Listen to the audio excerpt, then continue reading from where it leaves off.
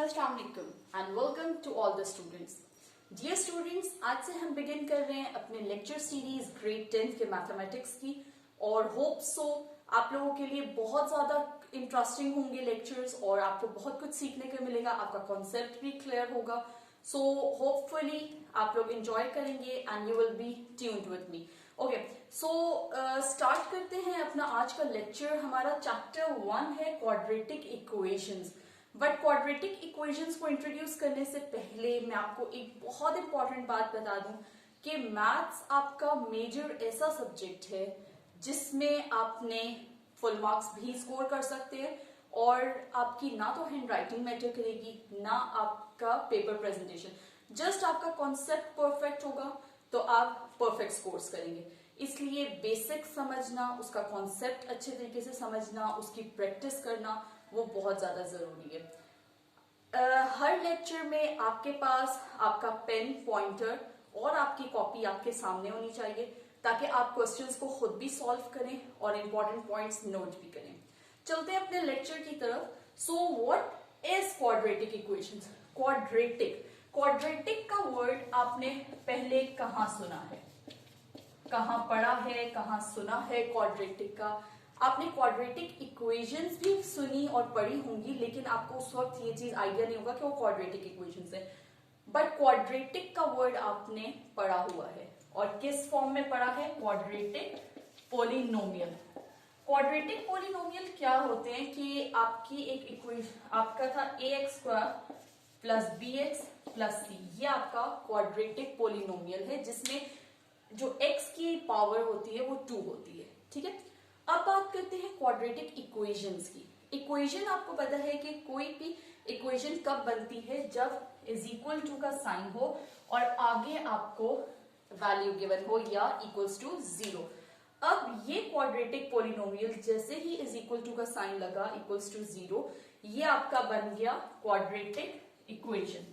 ठीक है, ये आपकी अब बन गई है क्वाड्रेटिक इक्वेशन। और ये क्वाड्रेटिक इक्वेशन जो है ये हम कहाँ यूज करते हैं, क्या इसके प्रैक्टिकल यूजेस हैं, ये हम क्यों पढ़ रहे हैं, इसका हमें क्या यूज होगा, वो आपके लिए बहुत इंपॉर्टेंट है जानना। बजाय इसके कि हम डायरेक्टली स्टार्ट कर दें क्वेश्चन से, आपको पता होना चाहिए कि क्वाड्रेटिक इक्वेशंस के यूजेस क्या है प्रैक्टिकल लाइफ में। ओके, आप में से किन किन स्टूडेंट्स ने एंग्री बर्ड्स प्ले की है? एंग्री बर्ड्स गेम किस किस स्टूडेंट ने प्ले की है? Like this is an angry bird, ठीक है? It is not, but just assume that it is an angry bird. और यहाँ पर इसका, आप इसको जब थ्रो करते हैं तो आपके पास ये इसका पाथ होता है। ठीक है, और ये डिपेंड करता है कि आप कितनी पावर से इसको थ्रो कर रहे हैं और ये इसका पाथ होता है। ये जो शेप है दिस, ये शेप आपने और कहाँ कहाँ देखी है?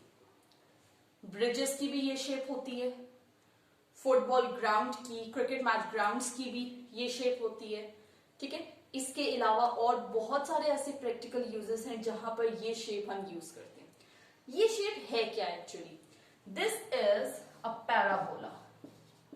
इस शेप को क्या कहते हैं? पैराबोला। और ये पैराबोला क्या है? ये एक शेप है जो कि क्वाड्रेटिक इक्वेशंस को रिप्रेजेंट, ग्राफिकली रिप्रेजेंट करने के लिए हम यूज करते हैं। ठीक है, अब अगर पैराबोला को हम क्वाड्रेटिक इक्वेशंस की रिप्रेजेंटेशन के लिए यूज करें तो ऑफ कोर्स ये सब चीजें, इनमें क्वाड्रेटिक इक्वेशंस इन्वॉल्व होंगी। ठीक है, इसके अलावा और बहुत सारे यूजेस हैं क्वाड्रेटिक इक्वेशंस के, जिसमें आपकी वेलोसिटी को फाइंड आउट करना और इसके अलावा और बहुत सारी एप्लीकेशंस हैं और बहुत सारे ऐसे कॉन्सेप्ट्स हैं जो क्वाड्रेटिक इक्वेशंस के बगैर इनकम्प्लीट है। सो स्टार्ट लेते हैं अपने चैप्टर को। ठीक है, चैप्टर को स्टार्ट करते हैं कि व्हाट आर क्वाड्रेटिक इक्वेशंस और किस तरह से हम इनके क्वेश्चन सॉल्व करेंगे। ठीक है, सो बेसिकली अगर आप डेफिनेशन फॉर्म में देखें तो क्वाड्रेटिक इक्वेशन आपके पास होती है ax² plus bx plus c equals to 0। ये आपकी क्वाड्रेटिक इक्वेशन है। ये एक क्वाड्रेटिक इक्वेशन की स्टैंडर्ड फॉर्म है। इसको अगर हम डेफिनेशन के पॉइंट ऑफ व्यू से देखें तो कोई भी ऐसी इक्वेशन जिसमें अननोन वेरिएबल की पावर स्क्वायर हो, यानी कि उसका स्क्वायर हो अननोन वेरिएबल का, और स्क्वायर से ग्रेटर उसकी पावर ना हो तो वो आपका क्वाड्रेटिक इक्वेशन आएगा। अगर यहाँ पर ax³ होता तो क्वाड्रेटिक इक्वेशन नहीं होगी। लेकिन आगे हमारे पास कुछ ऐसे क्वेश्चंस आएंगे जिसमें x³ की वैल्यूज आएंगी और स्क्वायर आएंगे, लेकिन उसमें x कॉमन आके आपके पास आफ्टर ऑल x की पावर स्क्वायर ही बचेगी। वो विद पैसेज ऑफ टाइम मैं आपको साथ साथ एक्सप्लेन करती रहूंगी। अब देख लेते हैं इसकी डेफिनेशन पे। तो आप इसको किस तरह से डिफाइन करेंगे? Any equation that contains the square of unknown quantity, ठीक है, अननोन यानी कि वेरिएबल क्वांटिटी, उसमें x y z हो सकता है, a b c हो सकता है, ठीक है, कोई भी आप किसी भी लेटर से किसी भी एलिमेंट से उसको डिनोट कर सकते हैं। Any equation that contains the square of unknown quantity but no higher power, ठीक है, यानी स्क्वायर से हायर पावर नहीं होगी, is called as quadratic equation, ठीक है। ये हो गई आपकी क्वाड्रेटिक इक्वेशन की डेफिनेशन। अब आ जाते हैं इसकी टाइप्स पे। आपके पास क्वाड्रेटिक इक्वेशन की 2 फॉर्म्स होती हैं। फर्स्ट होती है आपकी स्टैंडर्ड फॉर्म, ठीक है, स्टैंडर्ड फॉर्म, और सेकंड होती है प्योर फॉर्म। अब यहां पर ये जो क्वाड्रेटिक इक्वेशन है ये आपकी स्टैंडर्ड फॉर्म है। इसमें आपके पास क्या टर्म्स एंड कंडीशंस है कि ये a b and c belongs to real numbers, ठीक है, और a is not equal to 0। ये इसकी टर्म्स एंड कंडीशंस है। ये इसलिए टर्म्स एंड कंडीशंस हैं कि a b और c जो है वो रियल नंबर्स होंगे, वो आपके इरेशनल नंबर्स या रैशनल नंबर्स कोई भी हो सकते हैं, लेकिन होंगे वो रियल नंबर्स, इमेजिनरी नंबर्स नहीं होंगे, यानी आयोटा के फॉर्म में नहीं होंगे। इमेजिनरी नंबर्स को आगे हम स्टडी करेंगे, फिर आपको उसको क्लियरली मैं डिफाइन करूंगी। और सेकेंड इसकी क्या कंडीशन है कि a will not be equal to 0। अगर a यहां 0 हो जाता है तो ऑफ कोर्स x स्क्वायर से मल्टीप्लाई होगा, तो यहां पर ये x स्क्वायर ही खत्म हो जाएगा और डेफिनेशन जो क्वाड्रेटिक इक्वेशन की वही खत्म हो जाएगी, यानी वो उसको सेटिस्फाई नहीं करेगा इक्वेशन को। इस वजह से हम ax square plus bx plus c equals to 0, ये सिर्फ तब क्वाड्रेटिक इक्वेशन है जब a is not equal to 0। In case b यहां पर हमारे पास 0 है, अगर b 0 हो तो आपके पास क्या बच जाएगा?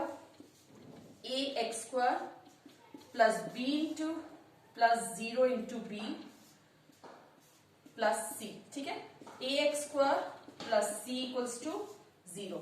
अब ये जो इक्वेशन आपके पास आई है ये भी स्टिल इस डेफिनेशन को सेटिस्फाई करती है कि any equation that contains the square of unknown quantity but no higher power, तो ये स्टिल इक्वेशन इसको सेटिस्फाई करती है, इसलिए ये क्वाड्रेटिक इक्वेशन है। पर कौन सी type? Pure form of quadratic equation. Hope so आपको यहां तक क्लियर होगा कि standard form of quadratic equation क्या होगी और pure form of quadratic equation क्या होगी। इंशाल्लाह नेक्स्ट लेक्चर में हम methods of solving quadratic equation करेंगे कि किन मेथड से हम क्वाड्रेटिक इक्वेशन को सॉल्व कर सकते हैं, और फिर हम मूव करेंगे अपनी एक्सरसाइज के क्वेश्चंस पे। Thank you for watching my video, stay tuned, Allah Hafiz.